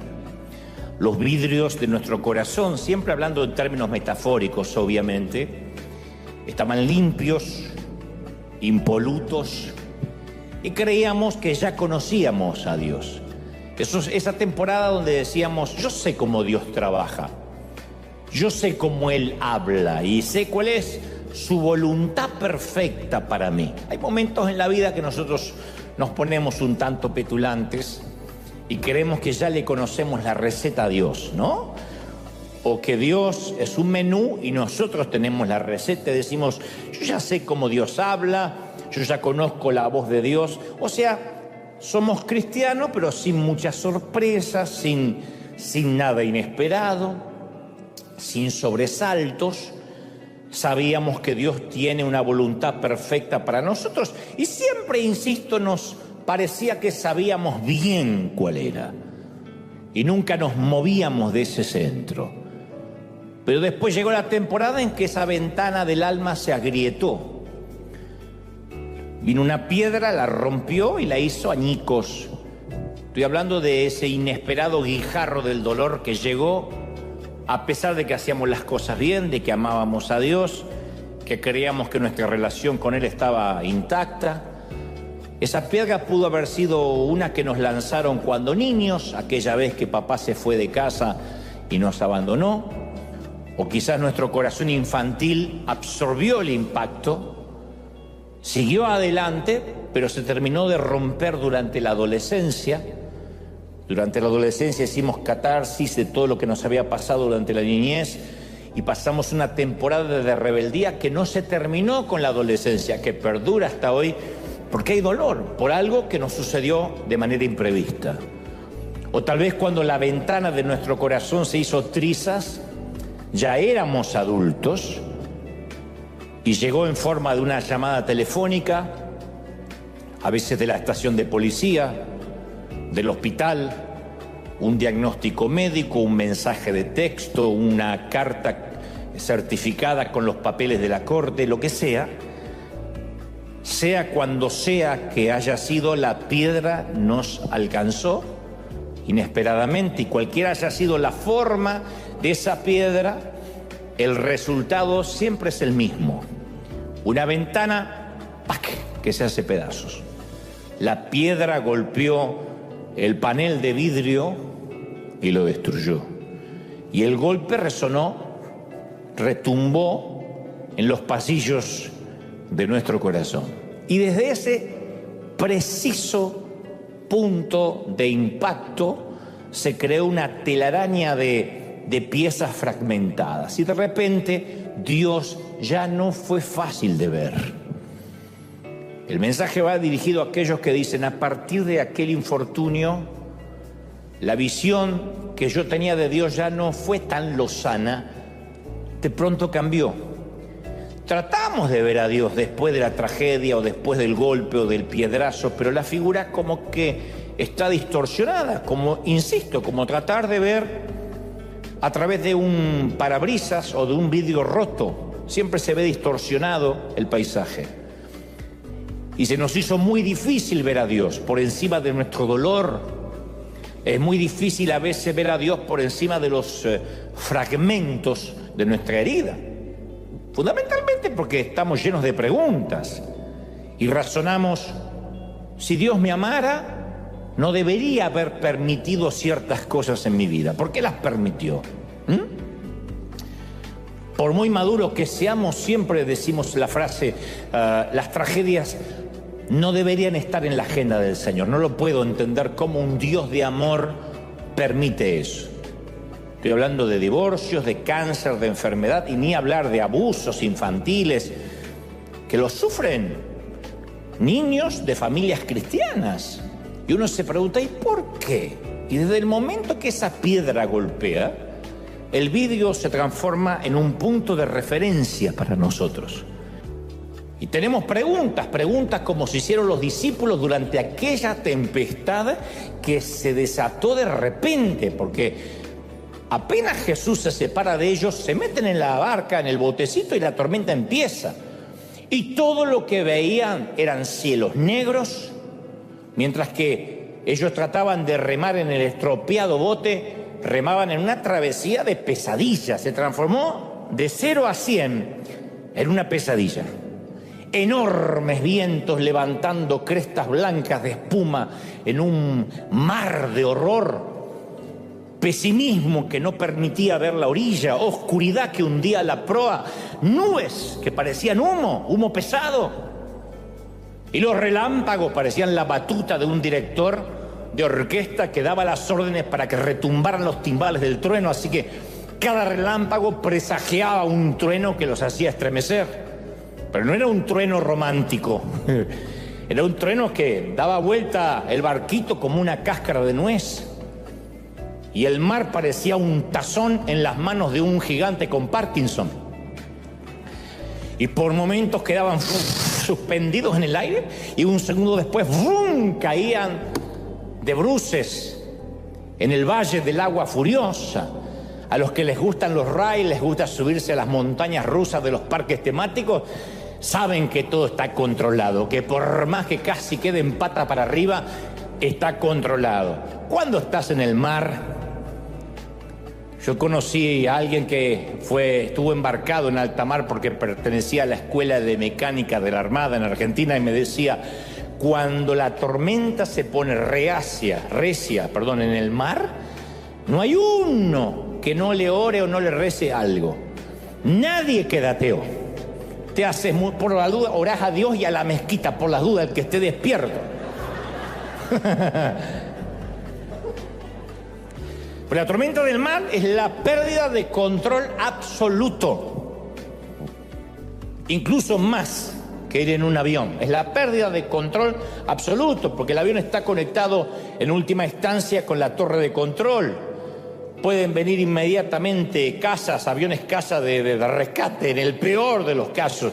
Pero en el medio del océano, en el medio del mar, esto no es un océano, el del caso de los discípulos. Pero caramba, que se sienten así. Se sienten como si estuvieran en el Pacífico, en el Mediterráneo. Y los discípulos asumieron que Jesús llegaría de inmediato. ¿Por qué? Porque lo habían visto calmar tempestades como esta. Esta no es la primera vez que les pasa. En el mismo mar, lo habían despertado, hagamos memoria, durante una tormenta. Él dormía sobre la proa y él se paró, ordenó a los cielos que guardaran silencio y se acabó. Habían visto cómo aquietaba el viento y suavizaba las olas. Así que es lógico que con esa jurisprudencia, con ese preámbulo, con ese precedente, iba a bajar del monte en cualquier momento y vendría a ayudarlos. Pero esta vez él no bajó. Por eso digo que este mensaje va para aquellos que dicen, yo vi la mano de Dios en mi vida muchas veces, menos ahora. Pero yo vi como en otras veces oramos y la enfermedad se fue. Reprendimos y la suegra no encontró la casa. Pero ahora no está resultando, va a venir esta Navidad. Ahora, los muchachos tenían los brazos acalambrados de tanto remar. Y de Jesús, ni señales, nada. 3 horas, 4 horas de tempestad y los vientos embravecidos. Y la nave dando tumbos y nada de Jesús. Se acerca la medianoche. Estamos hablando que embarcaron 6 de la tarde, 6:30. Estamos llegando a la medianoche. Y han estado ahí por unas 6 horas. Y hasta acá la tormenta está ganando, como te está sucediendo a ti, quizás, que la tormenta te está ganando. y el maestro no aparece por ninguna parte. Son casi las 2 de la madrugada en nuestra historia y Jesús no aparece. Y Pedro, Andrés, Santiago, Juan, ¿han visto tempestades como estas? Son pescadores. Su vida es el mar, así se ganan la vida o así se suponen que se la ganan. Y ellos han visto en estos años las embarcaciones en la playa por la mañana después de una tormenta, los cascos destrozados.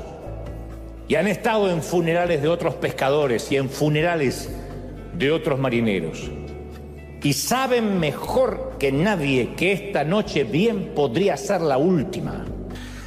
Antes que la mañana se transformara en noche, Jesús también tuvo razón ese día para llorar, para correr, salir corriendo, para gritar e incluso dudar. Si alguna vez tuvimos uno de esos días en que todo el mundo nos demanda algo, yo sé que todos lo tuvimos y lo tenemos, especialmente nuestra familia. Cuando tu esposo te demanda algo y tus hijos te demandan algo y la suegra te demanda algo y tu madre te demanda algo y no te acordás de tu madre, señor, llévatela, si ya vivió esta señora, llévatela. ¿Viste cuando todo el mundo te reclama algo y encima te llaman, hay gente que lo llama el pastor, te agradezcan que yo no te llamo? ¿Qué pasa, hermano? Que hace un domingo que no lo veo, ¿se enfrió? Voy a decir, ay, Señor, aleluya. Entonces, repasemos un día en la vida de Jesús, especialmente ese día, que por la tarde, insisto, mandó a los discípulos al mar y él se sube a un monte a estar solo. Aquella mañana comenzó con la noticia, apenas se despierta, creo que Jesús ni siquiera se había tomado un café, cuando le llega la noticia de la muerte de su primo. Casi era un hermano para él, su amigo, su precursor, Juan el Bautista. Habían matado a su primo, lo habían asesinado. Es una noticia que a Jesús le dolió profundamente. Las 2 madres habían quedado embarazadas a la vez. Su mamá María, la mamá de Juan el Bautista, nacieron juntos, se criaron juntos, jugaron juntos. Después fue el precursor el que salió a predicar de que el Mesías vendría atrás de él. Bueno, su primo, el hombre que estuvo más cerca de Jesús en su juventud, más que ningún otro, acababa de ser asesinado.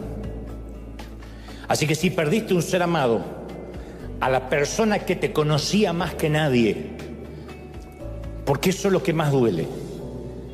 En un funeral no duele tanto el parentesco, sino si esa persona conocía tus secretos, porque se los lleva consigo. Y eso hace que uno diga, hoy no tengo a esa persona si las cosas se ponen feas. Esa persona para mí no fue mi papá, fue Juan Carlos Ortiz, el fundador de esta congregación, el que me llamó a venir a California, y yo podía hablar con él lo que sea. Así me hacía sentir. Podía contarle lo que sea. Podía decirle, acabo de matar a alguien, y decía, trajiste una pala y lo enterramos. No era que era cómplice de asesinato, pero era esas personas que uno podía abrirle el corazón y hablar. Podíamos hablar de nuestros pecados sin pudor, de nuestras debilidades. No tenía que fingir, no me sentía juzgado. Y cuando él partió a la eternidad, yo sentí que quizás nunca más pueda volver a tener un pastor de esos, un mentor de esos. Así que Jesús sabe lo que uno siente cuando pierdes a un ser querido. Piensa en cómo reaccionarías si además te dijeran que tu mejor amigo fue decapitado por un incestuoso monarca, y te vas a dar una idea remota de cómo comenzó aquella mañana para Cristo. Eso es una mala mañana, eso es lo que yo llamo comenzar un pésimo día. Pero además la noticia llega con una advertencia que le dicen, el mismo Herodes que le cortó la cabeza a Juan va por la tuya. El mismo Herodes está interesado en verte. De manera que cuando aquella mañana Jesús se entera que la vida de Juan fue cegada y su propia vida amenazada, Jesús necesita sí o sí tener un tiempo a solas, necesita pensar. Porque no podemos creer que Jesús El que caminaba en la tierra, aunque era el Hijo de Dios, era el Jesús que estaba sentado a la derecha del Padre tiempo después o antes de venir a nacer en el vientre de María. Él vivió, soportó las cosas de un hombre, la misma desesperanza, por momentos la misma tristeza, lloró. Así que no lo veamos como un superhéroe de Marvel al que dijo, muy bien, Herodes, ven por mí, aquí te espero. Eso no pasó. Así que supongo que cuando le llega la amenaza de muerte, también él se preocupa, caramba. Pero antes que pudiera irse a descansar y a pensar sobre la muerte repentina de su amigo, llegan los discípulos. Así es el orden de acontecimientos según las Escrituras. El Evangelio de Marcos dice que los apóstoles se reunieron con Jesús inmediatamente después que él se había enterado de la muerte de su primo. Pero ellos venían a contarle cómo los había respaldado el poder de Dios en todo lo que habían aprendido de Jesús, porque Jesús los había mandado a predicar. Y estos venían como rockstar, venían felices. Jesús los había comisionado para que proclamaran el Evangelio y lo autenticaran con milagros. Entonces ellos llegan, Jesús, Jesús, justo cuando Jesús se quiere ir, insisto, porque se acaba de enterar de la muerte del primo, llegan los muchachos, Jesús, Jesús, estaban exultantes. ¡Ah, Dios nos usó! Estaba como Guillermo recién ahí, estuvimos en Chiapas, estaba así. Y el corazón de Jesús va desde el paso de un lamento fúnebre y lóbrego al tener que escuchar la algarabía de sus discípulos. Y desde entonces dividimos la vida antes del dolor y la vida después del dolor, como un parteaguas. Hay un momento en la vida, y no hablo de una cuestión menor, de un examen de matemáticas en el cual no fue mal, una multa, un ticket en el tránsito. No, yo hablo de esas tragedias que literalmente dividen nuestra vida en un antes y un después. Y ya la vida no es como la conocíamos. Antes de nuestro dolor, Dios se veía y se sentía muy cercano. Podíamos orar, podíamos buscar a Dios y decíamos, ahí está. Después del dolor fue más difícil de ver y sentir a Dios. No porque Dios ya haya distanciado, sino porque nuestro paradigma, nuestra perspectiva cambió. Como que si el haber tenido que pasar por esa crisis inesperada, si bien no eclipsó a Dios, pero sí sentimos que esa crisis lo quitó a Dios de nuestra vista. Y de algún modo extraño nos cuesta orar, nos cuesta buscar a Dios porque nos desilusionamos con Dios. Yo sé que Dios es soberano, que Él sabe lo que hace y que Él no tiene que pedirle permiso a nadie. Eso nos lo pueden decir cientos de veces, aún así la desilusión está. Sería torpe decir, no nos duele porque sabemos que Dios es Dios. Claro que duele cuando nos pasa algo a nosotros. La mayoría de nosotros podemos completar esta frase que comienza diciendo, si Dios me amara, entonces... Y ahí podemos completarla con, no habría permitido este cáncer. Si Dios me amara, nunca mi hijo habría sido sepultado antes que yo. No habría Dios permitido que la iglesia se dividiera por un chisme. Y esto se lo han preguntado pastores, yo tengo amigos, consiervos que me han dicho, yo no puedo creer con todo lo que yo luché 30 años en una iglesia y por un chisme infundado, por el levantamiento de una mentira, media congregación se fue. Uno dice, ¿por qué Dios lo permite? Y uno puede decir, bueno, Dios sacó los que se tenían que ir. Uno siempre le puede buscar una explicación torpemente humana y lógica, pero uno sigue preguntándose, si Dios me amara no habría permitido ese hambre, el terremoto, el tsunami, que un camión lleno de niños se desbarrancara cuando iban de vacaciones de verano. Entonces esa frase, si Dios me amara no habría sucedido, definen las expectativas que tenemos de Dios. Y cuando el dolor llega a nuestro mundo, cuando la piedra rompe la ventana de nuestros corazones, es lógico que las dudas afloren a la superficie. No está mal dudar. Cuando la vida duele demasiado, uno duda hasta de Dios. Y esto no respeta la estatura espiritual de nadie. Duda desde el predicador hasta el que se considera apóstol y el último que se agregó a la congregación la semana pasada. Dudamos, porque los fragmentos de los vidrios rotos opacan nuestra visión de la vida, de lo que creíamos, y ahora ya no estamos tan seguros de lo que estamos viendo. Nos congregamos, venimos, pero no estamos tan seguros de lo que estamos viendo, de lo que estamos sintiendo. Y eso es precisamente lo que le sucedió a los discípulos durante una noche de tormenta, una noche histórica de tormenta donde pensaron que lo que veían no era lo que veían. Tampoco estaban seguros de lo que estaban viendo, como nos pasó a nosotros. Y te cuento algo más.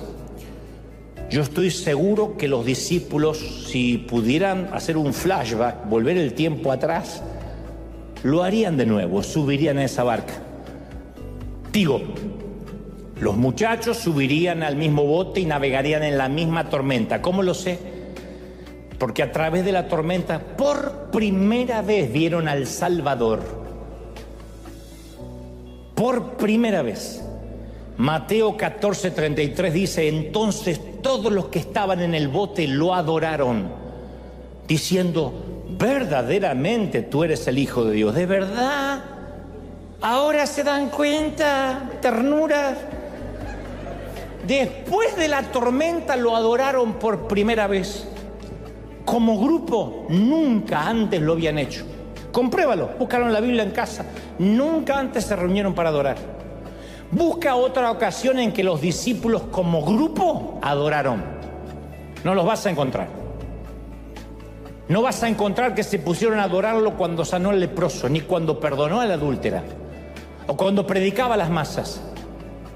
Ellos estaban dispuestos a seguirlo, a dejar sus familias, a echar fuera demonios, incluso a formar un ejército, pero solo lo adoraron después del incidente del mar. ¿Por qué? Sencillo, porque esta vez eran ellos los que habían sido salvados. Esta vez era el cuello de ellos que había estado en juego. Sus cuerpos habían sido arrancados de las profundidades del mar. Y en un minuto estaban a punto de irse al abismo. Y al siguiente se encontraron fuera, sobre la cubierta de un bote tranquilo en un mar apacible. Así que los tipos adoraron por primera vez. Hicieron la única cosa que uno puede hacer cuando el Señor suspende una sentencia de muerte: alzar la vista y agradecer y adorar. Entonces, cuando uno reconoce a Dios como creador y mira las estrellas y los cielos y las montañas de California, uno dice: Señor, te admiro. Cuando reconocemos su sabiduría, decimos: Señor, ¿cómo aprendo? Cuando descubrimos su fuerza, Señor, ¿cómo descanso en ti? Pero solo cuando nos salva, nos ponemos de rodillas a adorar. Solo cuando nos salva decimos: Señor, me has salvado. ¡Aleluya! Alguien tiene que adorar más que eso con un aplauso. ¡Se va! Yo lo creo. Entonces, este es un escenario de antes y después. Antes de nuestro rescate manteníamos a Dios a distancia. O sea, no es que dejamos de ser cristianos, pero veníamos una vez cada semana aquí, 2 horitas hacia casa. Sí, Dios es importante, pero también mis vacaciones. Sí, Dios es importante, pero también mi empleo, la casa que quiero comprar, el auto soñado. O sea que Dios comparte el mismo lugar con otras prioridades. Pero entonces un día viene la tormenta. La furia, la lucha, el soltar amarras, la noche sin estrellas. Y la casa, el auto y el celular nos importa un cuerno. Porque llega el cáncer, el diagnóstico, la quiebra, el divorcio, el vicio, el conflicto, la salud frágil, el despido. Y nos ordena los patitos otra vez. Cae la desesperación como niebla y perdemos la orientación. Y fue cuando torpemente nos dimos cuenta ni que el empleo, ni las vacaciones, ni el amante, ni el sexo nos pueden sacar de la tormenta. y nos percatamos que una tormenta nunca se va a dejar impresionar por los títulos, ni por una casa. Y cuando ahí nos damos cuenta que solo tenemos una opción, que el único que se mantiene a flote es Dios, ahí es cuando uno clama genuinamente y Él viene. Y desde ese momento Él no solo es un Dios que podemos admirar, un maestro que podemos seguir o a un jefe al que podemos obedecer. Él es el Salvador. Y un Salvador merece ser adorado. Por eso digo que lo harían otra vez los discípulos.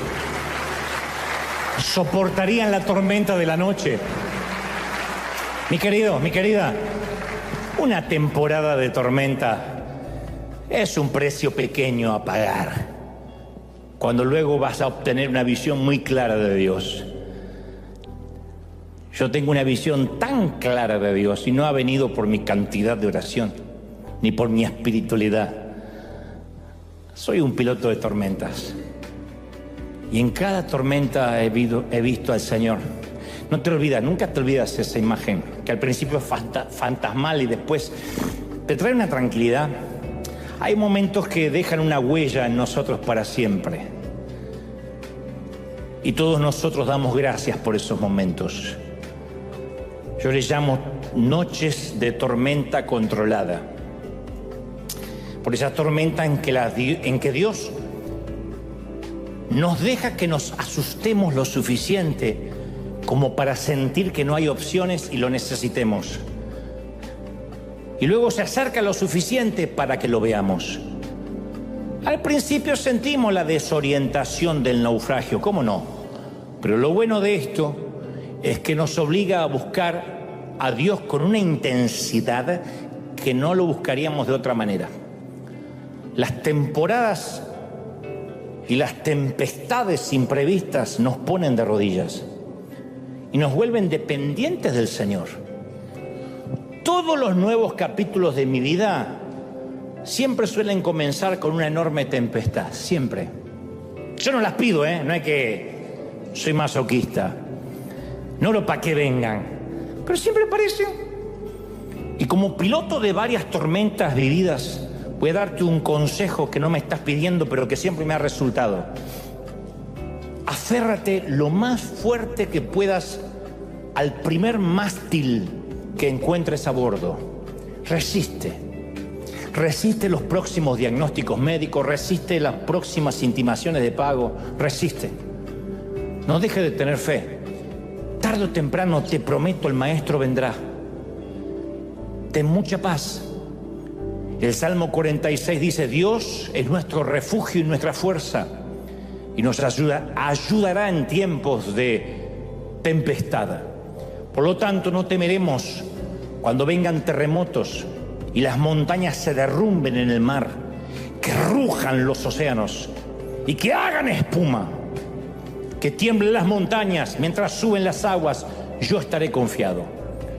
La figura que ves a lo lejos no es un fantasma en la oscuridad. La voz que oyes no es el rugido del viento. Jesús está más cerca de lo que jamás soñaste y se mantiene a flote.